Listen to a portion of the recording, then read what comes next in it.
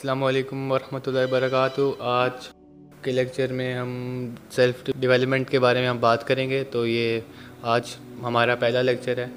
तो पहले इस सेल्फ़ डेवलपमेंट के बारे में हम पहले बात कर लेते हैं कि इसका असल मकसद क्या है। तो इस लेक्चर के ज़रिए हमने उन चीज़ों को दूर करना है जो अल्लाह की याद से हमें दूर करते हैं। जैसे कि आज हम बात करेंगे मोबाइल फ़ोन जो हमें दूसरे बड़े गुनाहों की तरफ ले जाता है।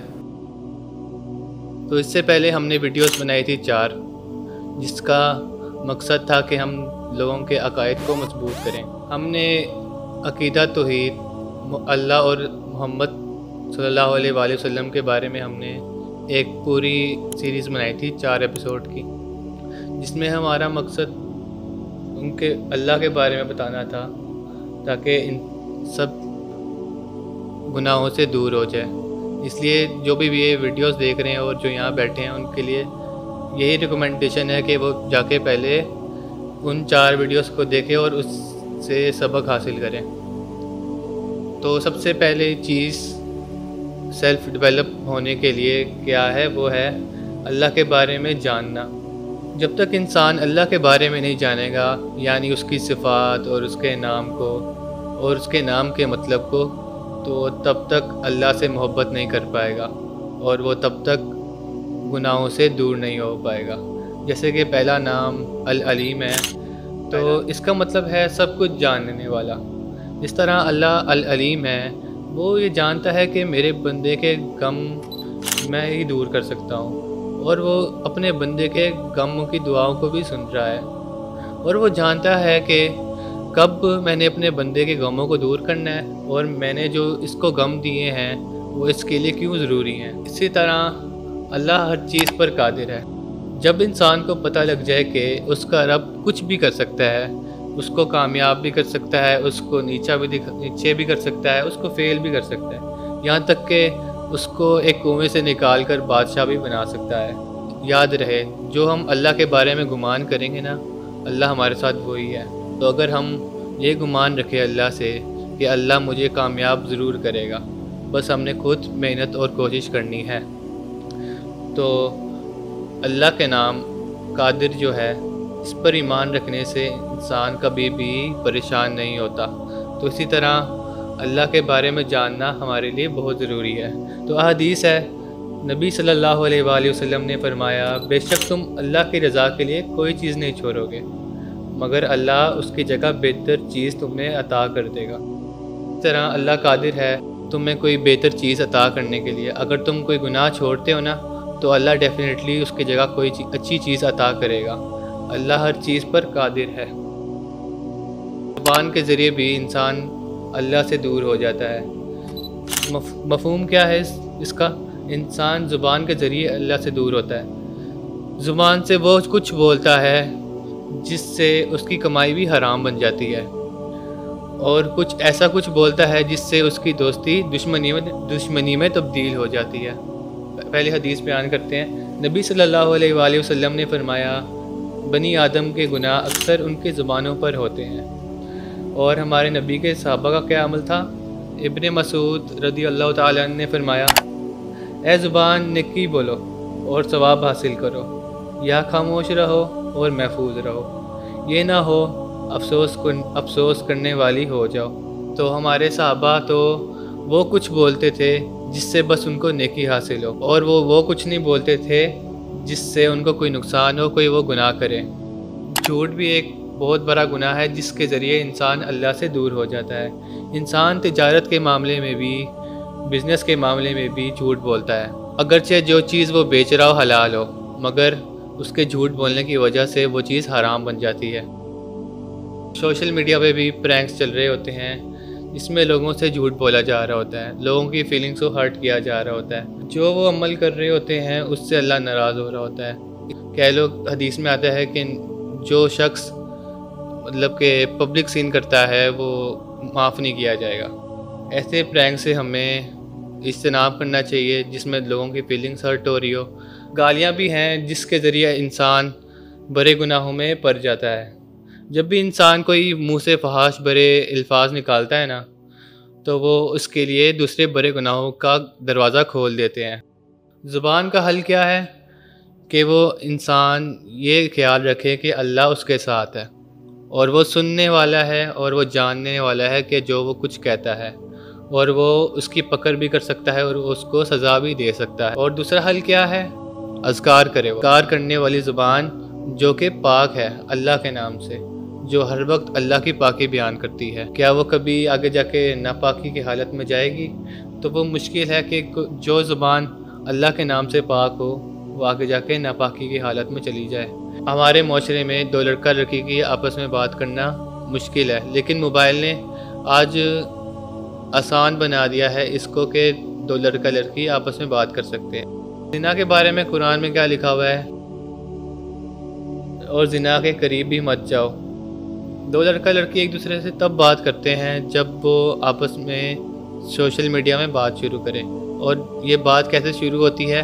پہلے وہ سٹوری پر ریئیکٹ کرتے ہیں، پھر وہ جس نے ریئیکٹ کیا ہوتا ہے وہ اس کے لیے خواہشات پیدا کر چکا ہوتا ہے کہ ہو سکتا ہے مجھے آگے کچھ اور بھی کہنا چاہیے تھا اس کو شکریہ کے بعد۔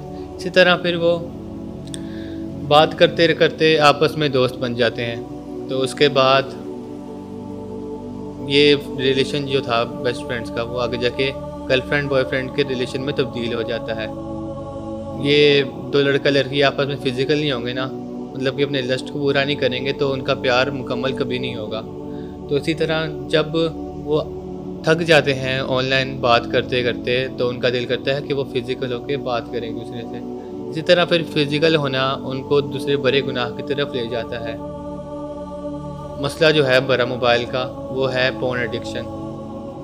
یہ بھی فون کے ذریعے شروع ہوتا ہے۔ جب تک انسان انسٹا جیسی مطلب کہ ذلیل چیزوں کو نہیں چھوڑے گا نا، وہ تب تک اس بڑے گناہ سے کبھی بھی دور نہیں ہوگا۔ اس کا حل بھی ہے کہ پہلا حل میں نے جو بتایا کہ سوشل میڈیا کو بند کرو یا پھر کم کر دو۔ دوسرا یہ کہ اب وہ بندہ اذکار ضرور کرے۔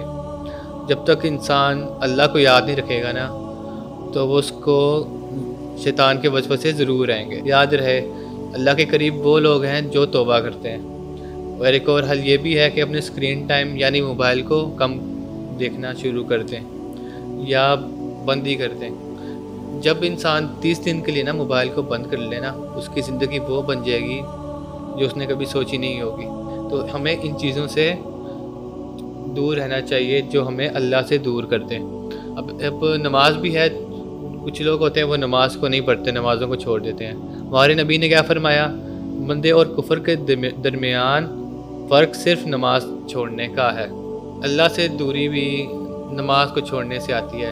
جو شخص نماز نہیں پڑھتا نا وہ خود سمجھتا ہے کہ میں اللہ سے دور ہوں، چھوڑ کر سمجھتا ہے کہ اگر میں کوئی اور نیکی کا کام کروں گا تو میرے لیے کیا فائدہ ہے، میں نماز تو پڑھتا نہیں ہوں۔ اسی طرح اگر جو نماز ہے نا وہ ہے ہر نیک اعمال کا ایک بہت بڑا ذریعہ۔ اللہ نماز کے ذریعے انسان کو وہ مقام دیتا ہے جس کی اس نے کوئی امید بھی نہیں رکھی تھی۔ تو جتنے مرضی بڑے ہم گناہ گار ہوں، ہم نے کبھی بھی نماز کو نہیں چھوڑنا۔ اور کفر کیوں ہے نماز کو چھوڑنا؟ کیونکہ کافر اپنے بتوں کی پوجا کرتے ہیں۔ ہم کس کی پوجا کرتے ہیں؟ ہم اپنے نفس کی پوجا کرتے ہیں۔ ہمارا دل جو چاہے کہے ہم نے صرف وہی کرنا ہے۔ ہمارے دل کو جو اچھا لگ رہا ہو، جو گناہ اچھا لگ رہا ہو، ہم نے وہی کر لینا ہے۔ تو ہم نے کیا کرنا ہے؟ ہم نے اپنے دل کی عبادت نہیں کرنی، ہم نے اللہ کی عبادت کرنی ہے۔ تو اس کا بھی حل ہے، اگر کوئی بندہ نماز نہیں پڑھتا نا تو اس کا سب سے بڑا حل ہے کہ وہ فجر کی نماز پڑھنا شروع کر دے۔ ظاہری بات ہے اگر انسان فجر کی نماز پڑھنا شروع کر دے نا تو اگر وہ باقی نمازوں کو چھوڑ دے تو وہ یہی احساس رکھے گا کہ میں نے فجر کی نماز پڑھی تھی، میں نے جو آنکھ کھولی فجر کے ٹائم وہ میرے لیے ضائع ہو گئی ہے۔ تو اسی احساس کے ذریعے انسان 5 وقت کا نمازی بن سکتا ہے اگر وہ فجر کی نماز کو پڑھنا شروع کر دے۔ اور اگر کسی انسان کی نماز بھی چھوٹ رہی ہے تو اس کا بھی بہت بڑا ذریعہ ہے اسلام میں۔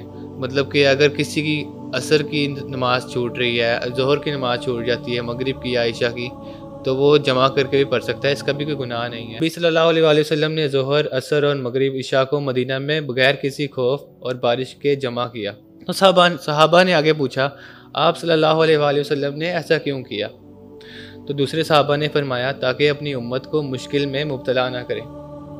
تو اب بندہ ظہر کو عصر کے ساتھ بھی پڑھ سکتا ہے، یہاں تک کہ عصر کو ظہر کے ساتھ بھی پڑھ سکتا ہے ٹائم پہ۔ تو اس کی بھی حدیث ہے، وہ آپ خود ریسرچ کر لینا، ورنہ ہمارا یہ کام نہیں ہے کہ ہم بڑے بڑے مسائلوں پر ہم بات کریں۔ تو اس کی بھی ہے حدیث 553 ترمذی کی، آپ جا کے خود ریسرچ کرنا، لیکن ابھی ہمارا جو ہے موضوع اس لیکچر کا وہ کچھ اور ہے۔ میوزک بھی ہے جو اللہ کی یاد سے ہمیں دور کر دیتا ہے۔ ظاہری بات ہے، انسان جب فحش برے گانے سنے گا تو اس کو ضرور احساس ہوگا کہ میں بڑا گنہگار ہوں، میں اللہ کی طرف کیسے جا سکتا ہوں۔ اسی طرح وہ اللہ سے برے گمان کرے گا اور وہ بندہ اللہ سے دور ہو جائے گا۔ عبادت کی بھی لذت میوزک سے دور ہو جاتی ہے۔ اسی طرح انسان دوسرے برے گناہوں میں بھی اس گناہ کے ذریعے چلا جاتا ہے۔ جس طرح کی بیہودہ لیرکس ہوں گی نا ان گانوں میں، جس طرح ریپ ہو، ڈرگس کی باتیں آ رہی ہو گانوں میں، تو وہ شخص اس سے انسپائر ہو جائے گا اور وہی اسی سے انسپائریشن لے گا، نہ کہ وہ قرآن یا حدیث کو پڑھنے کی انسپائریشن لے گا۔ تو ہمارے لیے کیا ضروری ہے، ہم میوزک کو چھوڑ دیں۔ تو اس کا حل کیا ہے؟ اگر کوئی بندہ گانوں کو سنتا ہے تو اس کے لیے ضروری ہے کہ وہ اپنے گانوں کو نشید میں تبدیل کر دے جو کہ میوزک کے بغیر ہو۔ تو اس کی بھی پلے لسٹ مل جائے گی، اگر کوئی چاہتا ہے کہ اس کے لیے نشید کی پلے لسٹ دی جائے تو وہ ڈی ایم کر دے انسٹا پہ۔ دوسرا حل یہی ہے کہ قرآن کو سنیں، چاہے عربی میں سنیں چاہے اردو میں سن لے، تو اس کے لیے بہتر ہے کہ وہ ان چیزوں کے ذریعے، ان حل کے ذریعے اپنے میوزک کی ایڈکشن کو چھوڑ دے۔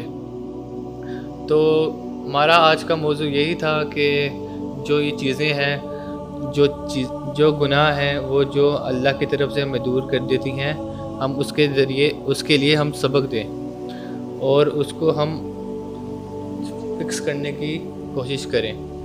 تو ہمارا لیکچر یہی تھا۔ اللہ ہمیں ان باتوں پر عمل کرنے کی توفیق عطا فرمائے۔ وآخر دعوانا الحمدللہ۔